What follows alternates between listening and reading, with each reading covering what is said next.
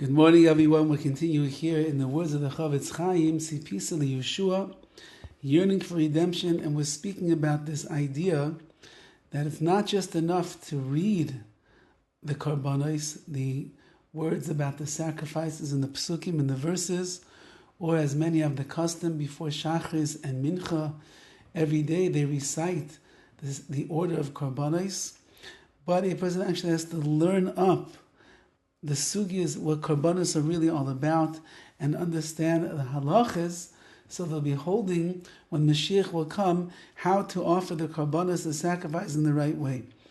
And he writes like this: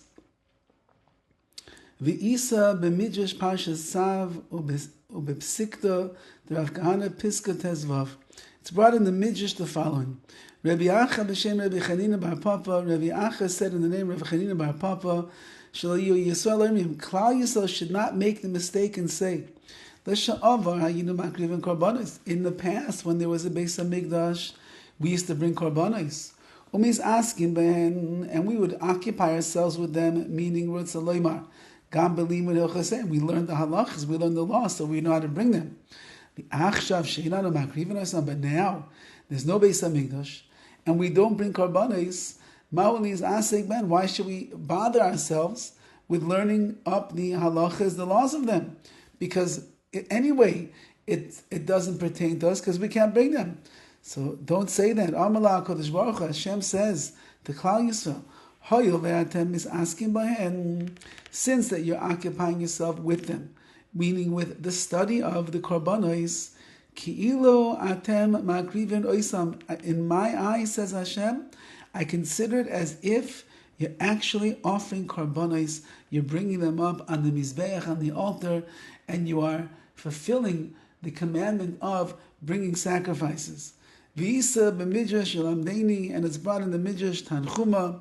Oma Kodesh Baruch Hu Yisrael, Hashem says to Klal Yisrael, Afa pisha Beis HaMikdash asi lechariv, even though that the Beis HaMikdash eventually is going to be destroyed. This is HaKadosh Baruch Hu talking to Klal Yisrael when there's a Mishkan, when there is a Beis HaMikdash, and he tells them, even though that eventually it's going to be destroyed, v'karbanos b'teilin, and therefore the bringing of the karbanos, of the sacrifices, is going to be nullified temporarily, as long as it's not standing in its place.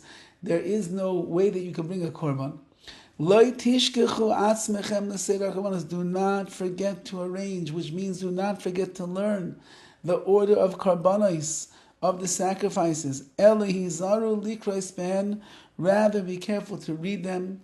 V'lishnois ben, and to review them. Ratzon eloima, that means to say, belimud hilchesein, you must occupy yourself with the study of the laws of Korbanos, of the sacrifices.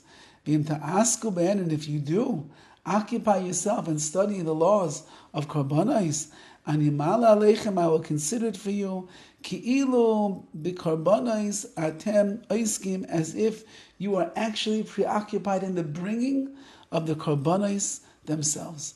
Ayin sham oid ma shemarech was there. Take a look in the midrash over there and see how Hashem expands upon this point. And therefore, it's such an important idea, says the Horowitz, that since we live in a post-Beis HaMikdash world, we live in a world where there is no Mishkan, there is no place where a person can come and do the avodah, do the service of HaKadosh Baruch Hu.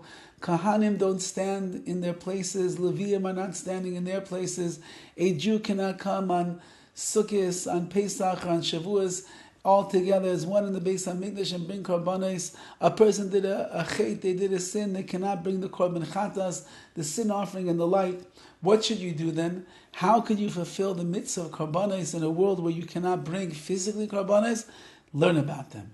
Learn the psukim, learn the mefarshim, learn the sugis in the Gemara.